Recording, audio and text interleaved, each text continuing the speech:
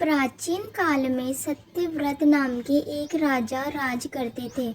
वह प्रतिदिन पूजा पाठ किया करते थे। उनके पास किसी भी चीज की कमी नहीं थी। वह धन दौलत से लेकर हर प्रकार की सुविधा से समृद्ध थे। हालांकि इसके बावजूद भी राजा की एक अभिलाषा थी जिसे वह पूर्ण की चाह रखते थे। दरअसल राजा सत्यव्रत को किसी प्रकार से स्वर्गलोक जाने की इच्छा थी।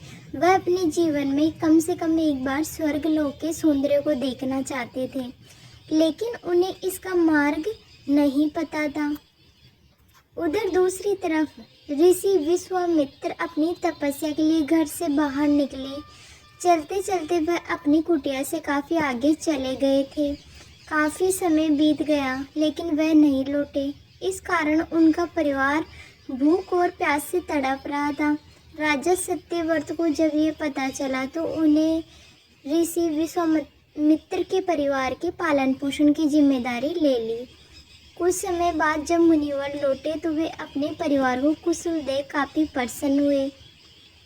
उन्होंने पूछा कि उनकी अनुपस्थिति में किसने उनकी देखभाल की। इस पर ऋषि के परिवार वालों ने बताया कि राजा ने उनके पालन पोषण की जिम्मेदारी उठाई थी। ये सुनकर ऋषि विश्वामित्र तुरंत राजमहल पहुंचे और राजा से मुलाकात की। वहां पहुंचकर उन्होंने सबसे पहले महाराज को धन्यवाद कहा। इस पर राजा ने ऋषि अपनी इच्छा पूर्ण होने का आशीर्वाद मांगा। राजा की बात सुनकर ऋषि विश्वामित्र ने कहा, बोलिए महाराज, आपको क्या वरदान चाहिए। तब महाराज ने कहा, हे मुनि, मुझे एक बार स्वर्गलोक के दर्शन करने हैं। कृपया करके मुझे वहां जाने का वरदान दे।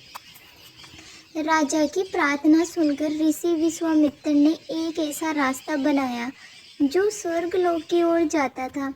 ये देख राजा सत्यव्रत बहुत खुश हुए। वह तुरंत उस रास्ते पर चल पड़े और स्वर्गलोक पहुंच गए। यहाँ पहुँचते ही इंद्रदेव ने उन्हें नीचे धक्का दे दिया, जिसके कारण वो सीधी धरती पर जा गिरे। राजा ने सत्यव्रत को तुरंत सारी घटना ऋषि विश्वामित्र ने बताई। राजा की बात सुनकर ऋषि विश्वामित्र गुस्से से आग बबूला हो उठे। उन्होंने तुरंत सभी देवताओं से इस बारे में बात की और इस समस्या का हल निकाला, जिसके बाद राजा के लिए एक नया स्वर्गलोक बनाया गया। नए स्वर्गलोक को पृथ्वी और देवताओं के स्वर्गलोक के बीचों बीच स्थापित किया गया था, ताकि किसी को परेशानी न हो। नए स्वर्गलोक से राजा सत्यव्रत तो बहुत खुश हुए, लेकिन विश्वामित्र को एक चिंता लगातार सता रही थी। उन्हें डर था कि नया स्वर्गलोक कहीं जोरदार हवा के कारण गिर न पड़े। अगर ऐसा होगा तो राजा सत्यव्रत दोबारा से धरती पर जा गिरेंगे। काफ़ी सोच विचार के बाद ऋषि विश्वामित्र को एक उपाय सूझा। उन्होंने नए स्वर्गलोक के नीचे एक बहुत लंबा खंभा लगा दिया ताकि उसे सहारा मिल सके। ऐसी मान्यता है कि नए स्वर्गलोक के नीचे लगाया गया खंभा एक विशाल पेड़ के तने के रूप में बदल गया।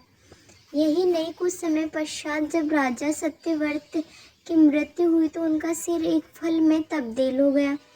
तभी से इस खंभे को नारियल का पेड़ कहा जाने लगा, जबकि राजा का सिर नारियल के रूप में जाना गया। यही कारण है कि नारियल का पेड़ इतना लंबा होता है। कहानी से सीख। इस कहानी से हमें ये सीख मिलती है कि अगर सच्चे मन से किसी की मदद करें तो हमारी हर ख्वाहिश पूरी हो सकती है।